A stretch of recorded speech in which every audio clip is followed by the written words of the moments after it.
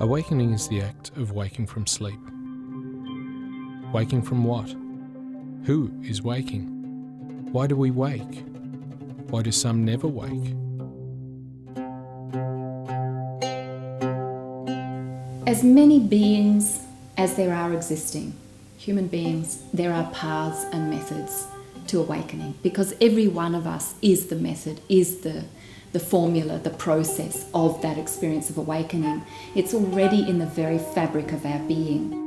You know, there's spiritual awakening, there's biological awakening, there's just collective awakening, humans to what we are as humans. But if we're speaking in terms of spiritual awakening, which I'll just make the assumption we are, it's a recognition that, well, first, primarily it's a recognition that the life that we call our own is just a limited construct, and it's not true. That there is a vast reality that is life, that is in truth who we are. And so it's an opening. So I rarely even use the word awakening. Maybe I use it, but I don't consciously use it. It could come out. I use opening, because there's awakening, we relate to sleeping in an awakening. But in opening, there's a possibility to continue to open and open and open and open and open. And really, there's no end to opening, as there's no end to awakening. I think it's the decisive spiritual event that can happen. It's like becoming aware of a different possibility, a different modality.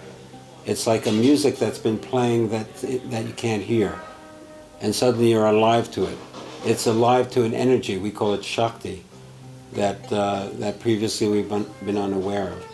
It's like when you're asleep, you're not aware of anything outside. As soon as you wake up, and just mundane sleeping, you wake up, you see everything.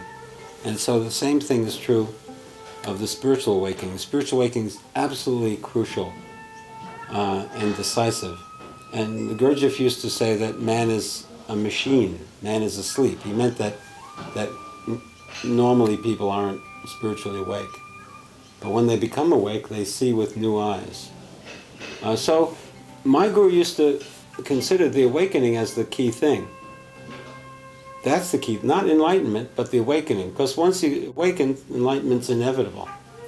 You have to do the work. But the awakening is thing. Then you're living in a new world. The world is no longer what it was for you.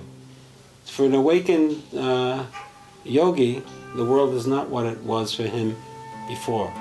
And it's not what it is for ordinary people. When we awaken, that's even more alive. There is a very strong misconception that enlightenment means, you drop, discard the identification with the mind, you're no longer, any identity, uniqueness, you just become some still homogeneous blob, It's like most people have this aversion to the idea of awakening because they think, oh no, but am I going to have to give up being? Am I going to be annihilated or whatever? It's the opposite. You become more alive, more animated, more spontaneously, purely expressing moment to moment.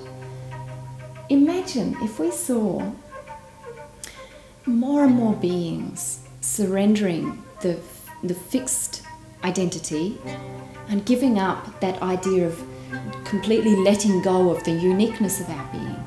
Imagine what would really be the expression when already we see such incredible diversity, how awake, how alive we would all be, how in joy and celebration of each other, of creation we could be.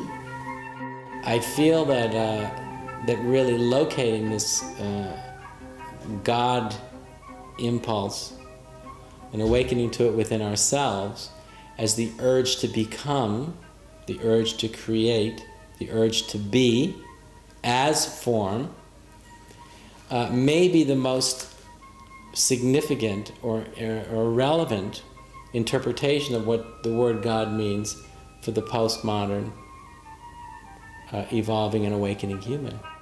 Understand that when they talk about liberation, or when Christians talk about salvation, what they really mean to what we all need to be saved from is our personal history. Because that's where the baggage is that holds us back from just opening ourselves up and being beautiful.